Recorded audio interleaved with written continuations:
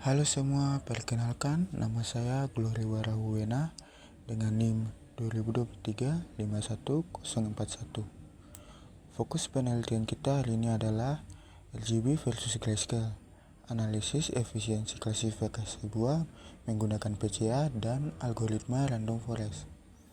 Di sini kita akan membeda dilema klasik dalam pembuatan model computer vision. Apakah kita mengejar detail warna yang kaya atau efisiensi data yang ringkas? Namun, sebelum kita masuk ke perbandingan, kita harus memahami dulu musuh utama yang kita hadapi dalam pengolahan data ini. Musuh itu bernama The Curse of Dimensionality atau kutukan dimensi. Dalam citra digital, peningkatan dimensi data berkorelasi positif dengan kompleksitas komputasi. Semakin tinggi dimensi, semakin banyak fitur yang harus diproses yang membebani ruang pencarian algoritma. Bayangkan, jika Anda mencari rumah, di kota dimensi rendah hanya ada satu jalan lurus, mudah. Di kota dimensi tinggi, seperti data citra, jalannya bercabang ke segala arah, atas, bawah, kiri, kanan. Semakin banyak cabang jalannya, semakin pusing dan semakin lama kita mencari tujuannya.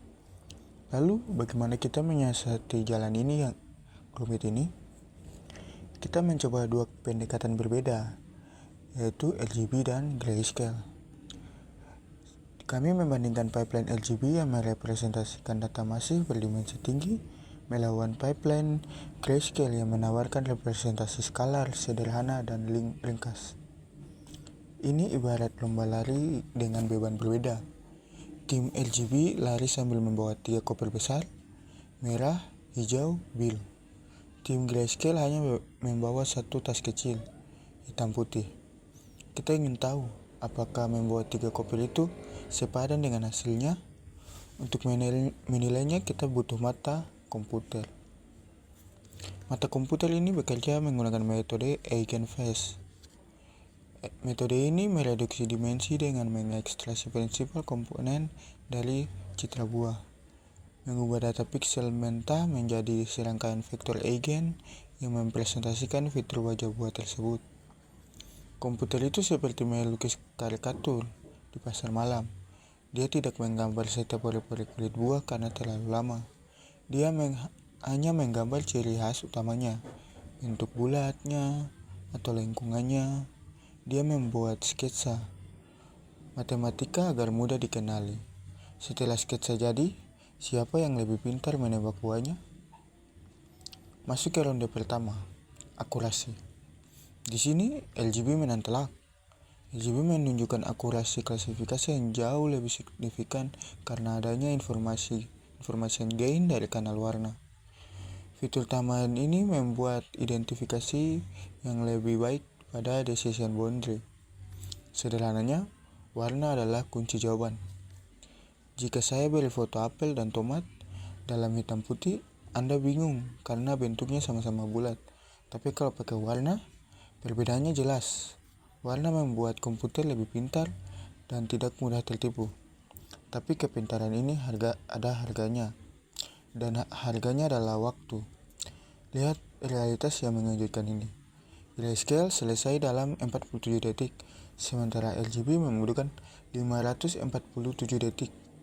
Itu berarti RGB 11,5 kali lebih lambat, dan ini adalah computational penalty akibat pemrosesan tensor dimensi tinggi. Bayangkan Anda harus memindahkan batu bata. Tim grayscale lari cepat karena cuma bawa satu bata. Tim RGB jalan tertatih-tatih karena dipaksa bawa 11 bata sekaligus. Meskipun tim RGB kerjanya lebih rapi, dia sangat lambat sampai ke garis finish karena disparitasnya yang begitu jauh. Kenapa disparitasnya bisa begitu jauh? Mari kita beda alasannya. RGB lambat karena algoritma harus memproses dimensi data yang besar, memakan resource komputasi. Sementara grayscale tidak akurat karena kehilangan fitur spektral penting saat konversi luminasi. Kenapa RGB lambat? Karena dia perfeksionis yang ribet. Dia mengecek setiap detail warna merah, hijau, dan biru satu persatu. Kenapa RGB tidak akurat? Karena dia buta warna. Dia mencoba menebak jenis buah hanya dari gelap terangnya saja. Jadi sering salah menebak. Seberapa pala kisaran tebakannya?